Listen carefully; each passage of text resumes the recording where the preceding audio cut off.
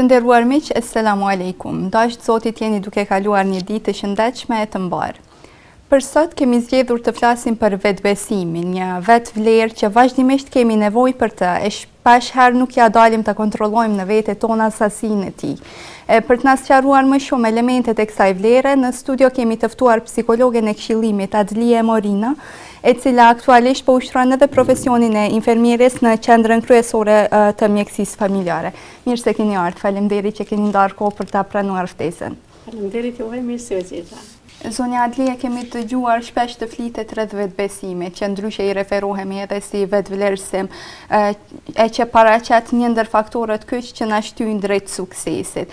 Mund na flisni pak më shumë se si definohet ai në shkencën e psikologjisë, çka e shtyn atë, çka e nxit atë dhe çfarë ndikimi ka vetbesimi në jetën tona? Fillimisht faleminderit për ftesën. Kam kënaqësi që jam në emision dhe ju përgëzoj për një emision të qelluar. Faleminderit. Sa i përket temës, në aspektin psikologjik, termi vetbesimit apo vetvlerësimit ka një koncept që përshtypja ose pranimi vetes ose domethënë dëshira dhe motivi i njeriu për ta parë veten aty ku dëshiron ai. Pra, vetrespekti nënkupton përveç vetrespektit edhe pamja e tij se si e pranon ai veten. Pra, nëse nisim në aspektin psikologjik, vetbesimi nënkupton tipar i personalitetit njeriu. Dhe është shumë normale që secili njeri ka formimin e tij individual, unik dhe është krejtësisht tjetër për çdo lloj tjetër njeri dhe padyshim që edhe motivimi edhe vetvlerësimi tina apo vetbesimi tina do të jetë i ndryshëm. Fillimisht është për më përgëzuar që vetbesimi nuk ka të bëjë me aftësinë e njeriu, po me emocionin e tij, pra është emocion dhe nuk është aftësi intelektuale apo kognitive. Dhe pasi që është emocion, është shumë e natyrshme që emocioni të ndryshojë. Nuk do të thotë që një njeri gjithë gjendjen e tij jetësore të kalojë me të njëjtin motiv apo vetbesim për veten e tij. Ka faza ku njeriu vënin veten shumë të vlerësuar, shumë emotiv, shumë në një përshtypje shumë të mirë për veten dhe pamjen e tij.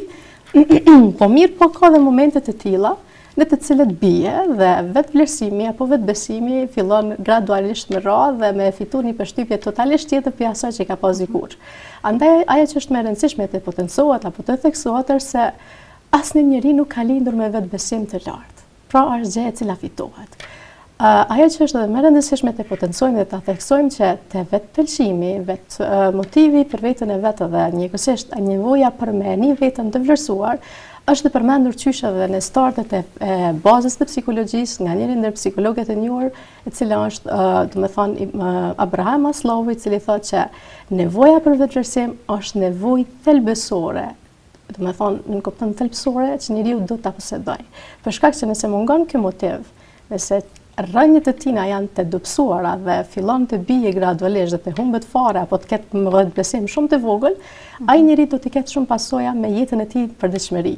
Domethënë përballimi i tij me jetën do të jetë shumë më i vështirësuar dhe do ta elaborojmë cil faktor do të jetë ndikues mirë, po para se të fillojmë te faktorët se si vjen edhe si e ngrit njeriu veten në vet kontrollën, do ta thelbësojmë atë që është më e rëndësishme, që njeriu përballë vetes së tij nganjëherë nuk është i drejtë, nuk e sheh veten realisht si kush është, po si do të doje të ishte.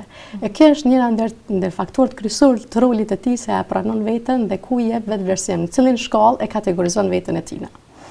E përmendet më herët se edhe Maslow e ka cilësuar si thelbësore këtë vlerë në hierarkinë e nevojave apo në hierarkinë e vlerave. Po a mund të na thoni pak më shumë se cilët janë ata faktorë të cilët ndikojnë që të balancohet kjo vlerë vetes tona? Sipas hierarkisë të nevoja, pra njeriu ka nevoja fiziologjike, ka nevojë për dashuri, për vetvlerësim, për siguri, për shumë nevoja tjera për të jetuar, për të pasur një jetë të qetë. Pra ndër ato thelbësore është me si fillimisht vetkontrolla apo vetpëlqimi apo vetbesimi. Sepse njeriu me vetbesim nënkupton kontrolla atina gjatë gjithë jetës, në kontakt me veten, në kontakt me të tjerët, në kontakt me mesin ku ai jeton. Do të thotë edhe pse është emocion mund të kontrollohet. Mund të kontrollohet. Mendja e njeriu ka aftësinë intelektuale, kognitive dhe aftësinë inteligjencën emocionale. Ajo që është më e rëndësishme që njeriu të vetëdijsoj veten dhe ta vetzhvilloj veten e tij është se emocioni është gjë e cila mund të kontrollohet nga arsyeja e tij. Pra, derisa kemi të bëjmë me një emocion, mos t'i kushtojmë aq shumë frikë, aq shumë rëndësi, sepse njeriu mendon që po nuk ka vetë kontroll, ai nuk është i aftë për t'i bërë gjërat e tij të përditshme, e cila është gabim, sepse emocioni i tij nuk ka të bëjë me aftësinë intelektuale. Nuk do thotë pse ka vetë besim të ulët, ai nuk është i fuqishëm në drejtimin e tij, sepse çdo njeri është unik në veten e tij dhe padyshim që ardha e tij në këtë botë e ka një mision shumë të madh dhe është i aftë për një cilësi ose një dhënti ose një drejtim për të caktuar. Kështu që më mirë se sa njeriu që një veten e tij dhe fuqinë e tij mendore, shpirtërore, aftësinë për të përshtat ambientit, nuk e posedon dikush tjetër sikurse ai. Sado të ta ketë një kopje të njëjtë apo të ngjashme, origjinali i tij është këtë natyrshme, se rrjedh fillimisht nga natyra e tij. Po për me elaburu, mas me kalu të faktor pëse na demotivohemi ose motivohemi për veten dhe vetëpëlqejmë veten, është arsyeja se na të vetëdijsojmë veten tonë që çka po nën kupton te na vetëpëlqimi, çfarë rëndësie pas ka me pas njeriu vetbesim, cila ka përshtypja parë që na e shohim veten përballë vetes fillimisht, pastaj përballë edhe shoqërisë në cilën përballë familjes, miqve dhe të tjerë. Domethënë sipas asaj që është nevojë fillestare, është që emocione bazike që luajnë rolin në kontrollin e njeriu në veprimtarinë e tij me jetën, pra është fillimisht si e pranon veten tënde. Pra ata është vetëpëlqimi, nevoja bazike, bazë themelore që njeriu e bën me një rehat. Për shkak mos pëlqimit ose mos pranimit të vetvetes, njeriu nuk ka rehatllak, nuk ka një farë mënyrë komoditet me çka do të qoftë edhe nëse është në vetmi me veten e tij, që është gjëja shumë e rëndë se sa në gjendjen kur është përballë jetës sociale, aktivitetit, punës, marrëdhënies, karrierës e të tjerë. Është shembull të thjeshtë. Si ta pranojnë veten se kush jemi? Aftësia jonë që jemi unik është gjëja që ty mas shumë ti do të më kënaqë, do të më dhon vetë respekt. Arsyeja pse? Emisioni i tillë, morëm një shembull të rëndom për me kuptu ma lehtë. Çdo sen ka ballafaqim. Mirë po nëse fillimisht filloj i tham vetit nuk shkoj në emision, se ndoshta s'dal mirë, unë s'e kam provuar. Edhe demotivimi im është që unë startoj, e ndali vetëm prej aktivitetit, i japi vetit dështim. Nëse provoj, ndoshta dështoj, ndoshta japi sukses. Amo fillimisht duhesh ta provosh. Asgjë nuk rritet, sipas një psikologu, i cili e thot, pika kryesore për të arritur një sukses është një qëllim. E njerëzit fatkeqësisht nganjëherë qëllimit i kthejnë kundër vetes. Pra, për marrëdhënien e fillimi vetë motivimit, i vetëpëlqimit, është që ti i qetësh vetes tash qëllimet e tua, synimet edhe përpjekjet se ku dëshiron me kon sot, nesër apo një ditë tjetër. Vetë guxosh ti realizosh ato. Ta kesh guximin, mirë, po është shumë e çuditshme që momentin kur fillon me vetbesimi, shtohet emocioni i dytë që është frika.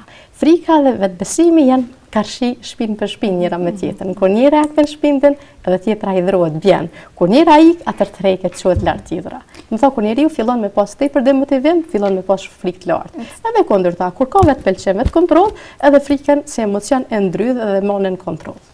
Po cilët janë ata faktorë që ndikojnë? Sa i përket faktorëve, ka faktorë të ndryshëm, siç mund ata imagjinojmë secilin nga ne. Aja që është që përmendet dhe shkenca është faktor gjenetik të formimit personalitetit, që njerëzit dallojnë për nga personaliteti dhe karakteri i tyre. Ka njerëz që janë shumë të fortë, ka njerëz që janë shumë të ndjeshëm, ka njerëz që janë shumë të hapur, ka njerëz që janë introvert, ka që janë shumë ekstravert. Varet mbi personalitetet e tyre që e trashëgojnë nga gjenetika, qoftë pi prindërve apo familjes.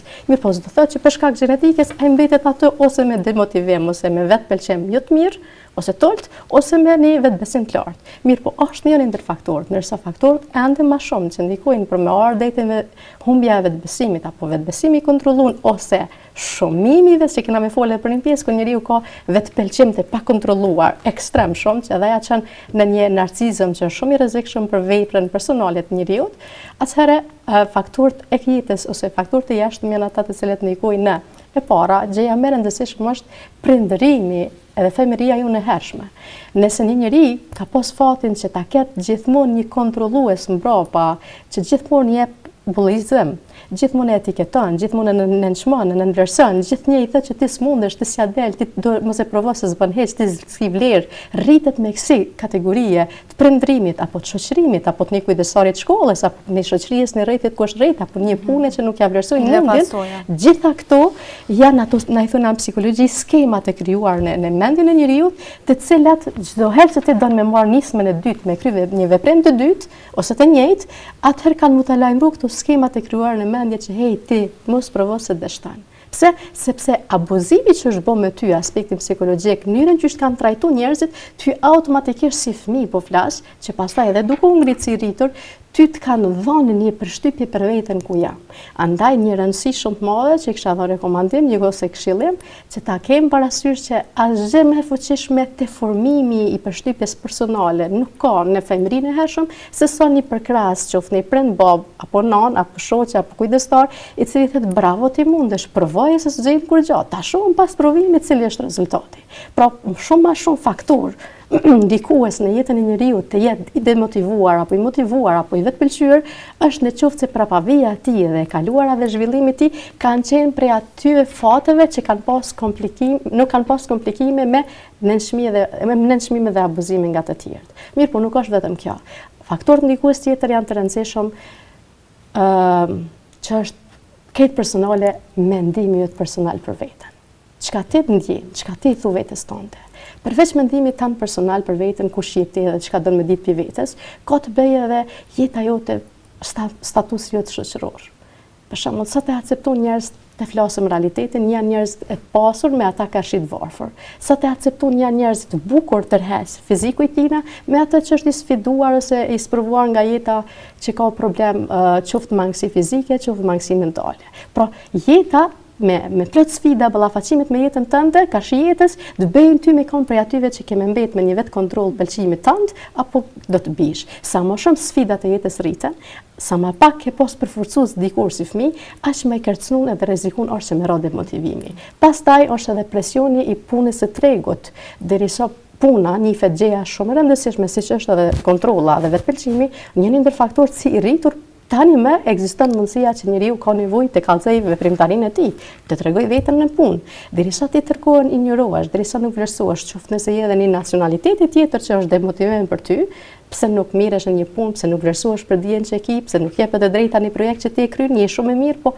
nacionaliteti si je shqiptar, zëm shembull, je diçka tjetër, edhe kjo për ty është shumë demotivimse, sepse komplet kapacitetin që ti e ndërton për botën tonë të brendshme, të humb momentin kur ndeshesh me faktorë ndikues në ty.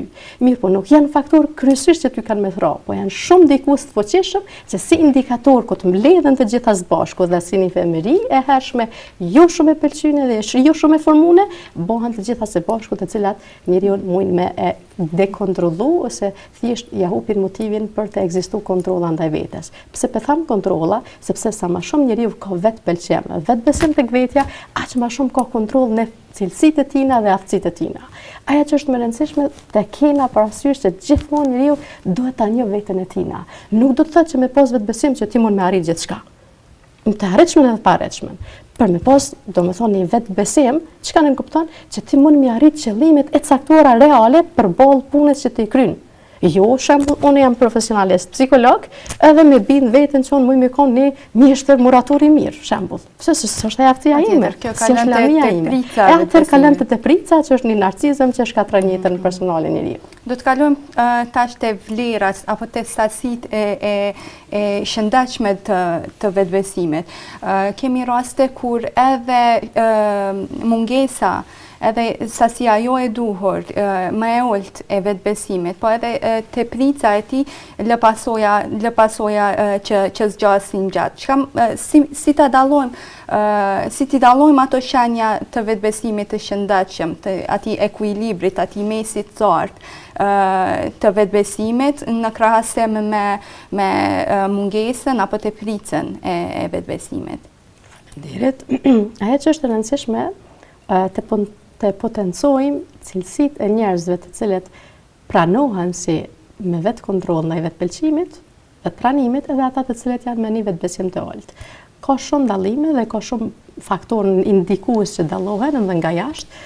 Tu nis prej pamjes së jashtme, njerëzit që janë të demotivuar tregojnë edhe mënyrën e reagimit të gjuhës së trupit, gestikulacioni fytyve, vetmohen, largohen, tërheqen, kanë ankth social, tërkohen e nin veten pa dobishëm për shoqëri, qoftë edhe për veten e tyve.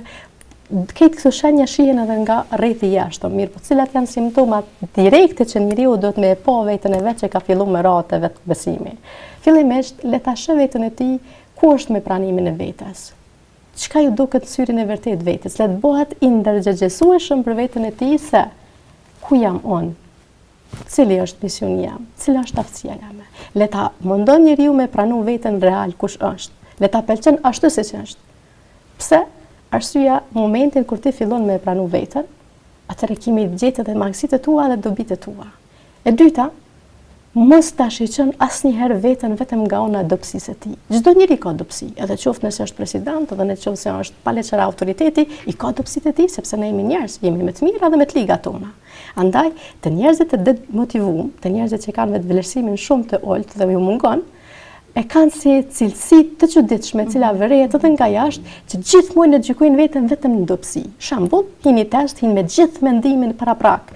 Unë s'kam ja dal, unë s'kam ja dal, unë s'kam ja dal, e fiksojnë bindjen e vet, që unë s'kam ja dal, krijojnë skema dështimi, pra pretendimet e tyre janë dështim, ashtu kërkojnë. Është e çuditshme që mendja është sikurse magneti.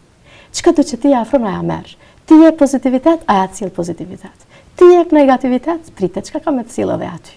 Kështu që këta njerëz të cilët janë të demotivuar, le ta dëgjojnë këtë këshill që ç'është misioni i tyre. Mos fillo ti me një skemë që ja paraprin dështimet. Edhe momentin kur dështon, sepse ka shku me pretendimin që ka me ra, dhe normal që do të jep mendjat negativitet, bllokad. Edhe nisën për asaj që ja, a peshon sa i pavlerja, a peshon që dështova. Tash fillon gjykimi. Njëherë pretendimi që unë semoj, pastaj kur ata realisht dështojnë, thonë pretendojnë, fillojnë me gjykojnë, a peshon se unë s'ja dal. Më thonë, 2 herë janë luftë me veten, 2 herë dënojnë vetveten. Pastaj që është edhe shumë e rëndësishme të njerëzit që ka filluar me radhë, që fillojnë mi por simptomat e tij dhe ju duhet patjetër ndihmë profesionale, qoftë nëse ka nevojë për një këshillim, qoftë nëse shkon me një terapi me shoqen që don më shumë ti që mjafton kanë njeriu të ngrit motivin, s'do të thonë patjetër të profesionalisti shëndetësor pse është demotivuar ose ka humbur vetbesimin për veten, atëherë mjafton kanë njëra dhe dikush që ti e don që shmon që ka të ti autoritet fjala ti, që ti më po ku je. Cilë ta shohim cilësinë e dytë ose cilën ta shohim simptom tjetër taj që ka filluar me po. Gjithmonë autoritet jep tjerëve që e shohin atë, jo ai që e shoh veten e tij. Stilimin, veshjen e vesh çysh më pranu shoqënia, se ndryshe s'm pranojnë. Nëse nisem prej autoritetit çka thot familja, nona, baba, ai ka autoritet me mua, ata s'dojnë, unë do të më tërheq. E lojnë veten komplet shkelur. Tjetra nuk i përcaktojnë vetes kufit e ty. Secili njeri duhet të përcaktojë kufirin e vet. Me ditë kur duhet me thonë jo, edhe kur duhet me thonë po. Edhe me mësu të tjerë që ta kufit e tu që i ke kriju mos të shkilen. Sepse janë kufit vetëm tot. Do të respektosh ti fillimisht për të respektuar nga ana tjetër. Njerëzit që janë të motivuar, ata përveç që janë të kënaqur me veten tyre, janë shumë të akceptuar në shoqëri, sepse sa më shumë e njohin veten, ata normal që kanë me kuptuar edhe rrethonat dhe nevojat e tjerëve. Njerëzit që janë të demotivuar, ata sa më shumë janë kundër vetes, aq më shumë hupin kontakt me të tjerët. Për shkak të tërkuan janë në atë frikën që po më pranojnë, po më shohin të ligat e mia. Krejt fokusi i mendjes tyve përqendrohet çka të tjerë thonë për mua, çka të tjerë mendojnë për mua. A nuk e di se secili ka mendjen për veten e vet? E harrojnë këta, të menduar që ky është qendra e mendjes, pika, edhe gjithë të tjerët cilën rreth tina se ky çka është duke vepruar. A harrojnë që secili njeri ka angazhimin e jetës së tij dhe i mjafton, sepse atë shumë është jeta dinamike se njeriu po të ketë në fokus dikan që çka me dështak, e ka dështu veten. Andaj këtu sende kur fillon njeriu me i pa të vetja, fillon se nëpërmjet ndryshimit mendimit, ndryshon edhe sjellja. Pra, terapia kognitive behaviorale me të cilën edhe unë punoj, është unë mendoj më efikasja për të ndryshuar sjelljen, sepse çdo mendim negativ e sjell edhe një sjellje negative. Sa bukur e that, respekti ndaj vetës imponon respekt edhe të tjerët, domethënë respekt ndaj teje. Adlie, jemi në kohën kur edhe nxënësit tanë edhe studentët tanë orientohen në karrierë dhe mungesa e vetbesimit apo teprica e vetbesimit, mos kontrollimi i kësaj ju lë pasoja që zgjasin gjatë. Çka mund t'i rekomandonit? Çfarë rekomandime mund t'ju jepnit kësaj kategorie të shoqërisë që tashmë veç orientohen në karrierë lidhur me këtë që sapo e falëm? Atë që doja filloja ta leja rekomandim për ta do ishte që nëse keni takuar ndonjë njeri që për syrin tuaj, se çdo njeri shiçan mënyrën e tij, s'do të thotë që nëse unë e shoh bardh, kanë me po edhe gjithë tjerë bardh apo dhe kundërta, secili e sheh pamjen si ai dëshiron ta sheh. Nëse ke takuar ndonjë njeri që me të vërtetë ke pa me një vet kontroll, me një vetbesim të lartë për ty që është e parritshme, mos e mendoj që e ka të falur, mos e mendoj që e ka fal dikush apo e ka gjetë diku dhe ka marrë. Po ai e ka vetë zhvilluar veten gradualisht, ka punuar me cilësitë e veta, me karakterin e vet. Andaj krejt njerëzit në dispozicion e kanë vetbesimin për me arrit, nuk kushton me para. nuk e ki privun. Është për gjithë llojet e kategorive të njerëzve, qoftë me ndonjë cilësi magësi, qoftë me ndonjë autoritet apo pa autoritet. Thjesht është kontroll e cila buron nga brenda, buron nga ty. Aja nuk gjitet na për libra, aja nuk gjitet na për vende të ndryshme, aja gjitet brenda teje. Andaj rekomandimi është kjo, miru me veten tënde, edhe beja një listë vetes tënde. Fillimisht çka? Fillimisht kemi bën një punë me cilën çdo ditë do të punosh. Do ta bësh një listë të përshkruash gjitha frikat e tua. Nëse dhe janë 100 apo 1000, gjitha listoj.